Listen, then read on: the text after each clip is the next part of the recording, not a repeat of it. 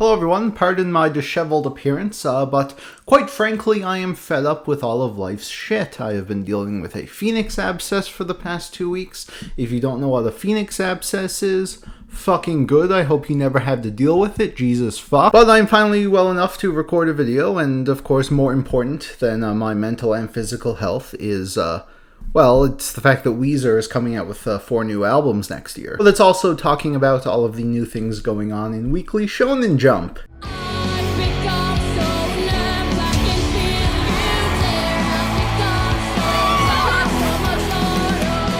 You know the drill, we'll talk about all the stuff I'm keeping up with, then spend some time focusing on all of the new things that have been going on. Starting as always with My Hero Academia, and there's really not much to say here. The manga continues to go in the direction I'm really liking. I guess the anime has been a bit controversial because they've decided to swap the order of 2 of the arcs, which, you know, is kind of weird and a bit momentum killing. You know, the pacing of the season has not been the best when you combine, you know, these 2 arcs together, and I kind of like how they're saving the big one for last, because, you know, I'm sure the finale of the season will be fantastic, but just the way they're doing it, and I'm pretty sure it's only to advertise the movie. Yeah, I understand why people are a bit disappointed, but it's not a huge deal for me because the manga's always there. Mashle also continues to be wonderful. I'm loving everything about it, even if it is really just, you know, stuff I've seen before, just with a unique twist on it, but I'm really having a fun time with it. Witch Watch as well. This series has finally started to move into what seems like some bigger story arcs. Of course, a lot of weekly manga will start off with smaller arcs or be more episodic until, like, you know that they're safe, and then once they are safe, which Witch Watch pretty much is at this point, it's then when you move into the bigger stuff. And knowing what Shinohara is capable of, I'm very excited to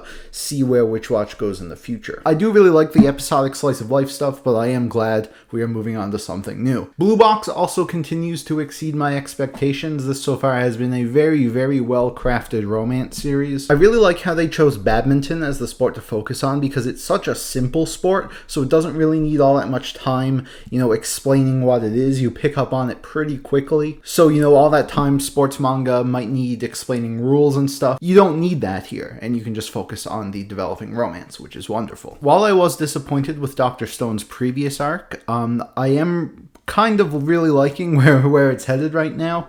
I am going to put it on hold for a bit, just wait for some more chapters to build up. I don't really know how much is left in the manga, because it seems like we're, you know, going to be entering the end game soon. But yeah, I remain cautiously optimistic for it, and I really hope it can stick the landing. One Piece is a series I'm a bit behind on now. Definitely want to catch up by the time I make another one of these videos, because I hear things are getting pretty crazy. I mean, it's One Piece, things are always crazy. But now in particular, I still have no idea how long Wano is going to go for. It is at this point the longest arc, which is kind of ridiculous. But I also feel it is one of the best arcs in a while, so good shit. I'm also a bit behind on Sakamoto Days. I'm letting some chapters build up here, but what is very notable about it is that we already have a confirmed physical English release for next spring, which is amazing. We're seeing this more and more often, with stuff like Kaiju number 8 recently getting announced. It seems like when a series hits it really big in Japan, it does not take long at all for an English release to follow. The gap between Japanese and English manga is getting smaller and smaller,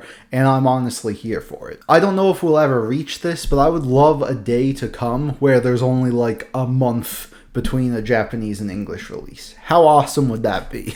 But at the very least, we are getting simul-published chapters, so, you know, for now, we're cool viz. Now we should talk about Jujutsu Kaisen. And I guess the wider discussion would be, you know, the health of mangaka, specifically weekly mangaka, who have absolutely insane work schedules. Yes, Jujutsu Kaisen has been on hiatus due to Gege Akutami's health. Now, thankfully, we know that he is coming back at the start of August, which is very good news, and I'm super excited because Jujutsu Kaisen just keeps getting better. I fucking love it. But it's clear in the last few chapters before the hiatus that he was overworking himself a bit too much, and I don't know if that was his decision or if it was the publication, but the second last chapter he released was a lot. It was longer than normal. It had a ton of color pages. He also did the lead color page for that magazine issue. So it's clear it was a lot of work, and then the next chapter we got was only 9 pages because he had to call it quits due to his health. This fucking sucks and it should not be happening. I mean, yeah, people will get sick normally all the time, but it's hard to not connect this with him, you know, overworking himself. And I don't know, I think it should be commonplace for mangaka to get breaks frequently, like once a month maybe. Some mangaka already do this, Eiichiro Oda, Aka Akazaka, and you know, they're able to maintain a consistent quality and never really have to take long hiatuses. And it's really important that all of these young mangaka stay healthy, because we've seen, you know, what the long-term effects of this can do with mangaka like Togashi, who worked his ass off without taking any breaks for years, and of course now he's really sick because of it. So yeah, I don't know, it's an issue I really hope they would address, and I really wish Akutami, you know, the best of health. Really hope this never happens again.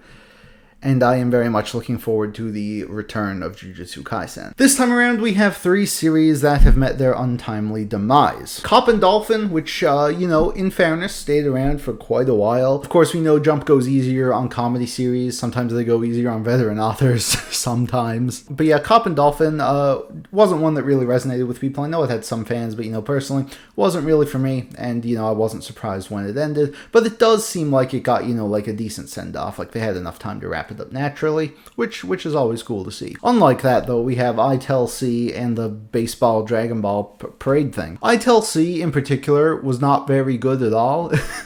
I thought it had kind of an interesting premise, but it ran thin really quickly. What's really funny is that they advertise the first volume as the prologue. So, like, the prologue is literally the first half of the entire series, which is, you know, depressing. And then the baseball one, I mean, I thought it was fine from what I read, but I hear from a lot of sports fans that it was really derivative, not very interesting. So, you know, that's all you can do. Now, as for the Axe Watch, who fucking knows at this point? Magu-chan and High School Family are still here. They're still kicking ass, selling barely anything, but they're still here. So, good on them, I suppose. Who was it? I know Tite Kubo, Furudate, Yokoyari, they've all endorsed High School Family, so I feel like there's like this big push from all of the mangaka to keep it running. I also don't feel very good about Candy Rush. This might be a very early axing if, you know, we're to go by the table of content trends. Did I say Candy Rush? I meant Candy Flurry. You know, Wreck-It Ralph's a pretty good movie, though. The sequel isn't. The sequel's terrible. And Me and Roboco, I have no fucking idea what's going on with Me and Roboco. A lot of people love it. It doesn't sell very well, but now, the brand new things. First up is Neru, The Way of the Martial Artist or something. I see a lot of people have really liked this one so far. Unfortunately, I cannot say I'm one of those people. I personally thought it was kind of super messy, and I still don't really know what the series is going to be about. It's this middle school kid who wants to be a martial artist like his grandfather or something, and then he just meets a martial artist in the woods who takes him to a martial artist high school, and he's good at it. Jump is really trying to find their next big sports series. Of course, they have Blue Box, which I failed to mention has been doing extremely well. Like, holy shit. A lead color page on chapter 13, that's fucking amazing. But that's way more romance than it is sports. You know, with the 9 Dragon Parade thing ending. They're really hoping to get another sports series off the ground, and I don't really see it in this one, but apparently a lot of people do, so I could be completely wrong. Who knows? We'll have to see. This might be a case where it quickly improves and I get into it. I don't know. So last week, when I was as sick as a dog and dying in bed, hopped up on painkillers and antibiotics, I was watching a Bloodborne speedrun. Bloodborne's probably my favorite game ever. And I was thinking to myself, you know what would be really, really awesome? If they turned Bloodborne into a manga. Of course, at this point, Red Hood had already been out, and I was just completely out of my mind and delusional. But yeah, Red Hood is here. This is from another assistant of Kohei Horikoshi, and it follows a young boy who wants to become a hunter, join a hunter's guild, and, you know, kill some monsters and make money. But currently, he sucks at it. And there is an imposter among his village. Yes, a werewolf has been terrorizing them for a while. They don't know what to do, so they hire a hunter from the Hunters Guild to come and kill it. Now, right off the bat, this sounds very generic and lame. Something you've seen a million times before. And that may be true, but Red Hood has a secret. It has a secret trump card. And,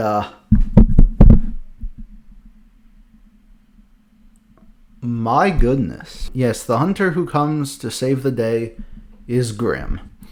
And they pulled a fast one on me, right? Like, when she's first introduced, she's a lolly. I'm like, ew, this is disgusting. Who is this little girl? Why can she kill werewolves? But, of course, we all know what happens next. And in all honesty, I really did enjoy Red Hood.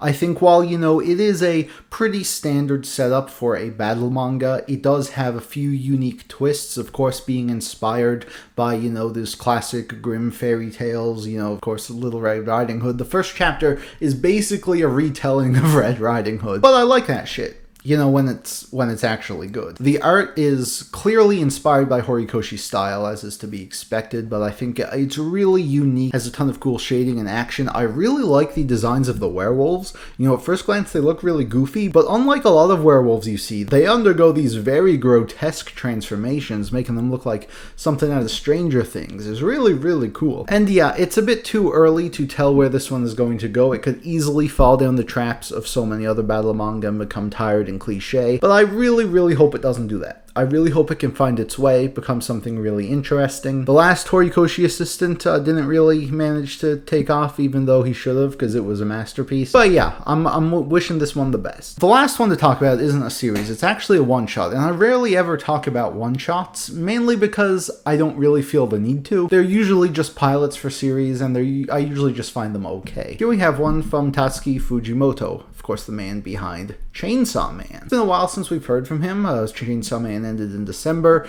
where they confirmed a part 2, but we still do not have any word on when that's actually coming. So it was a little surprising to see him with something here completely different, a 145-page one-shot, and unlike his other works, it is a serious story set in our reality, which is kind of abnormal for him. Yes, it's called A Look Back, and it is about two young girls who go to school together, become friends, and start drawing manga together. And that's all I'm going to say about the story because it is so short.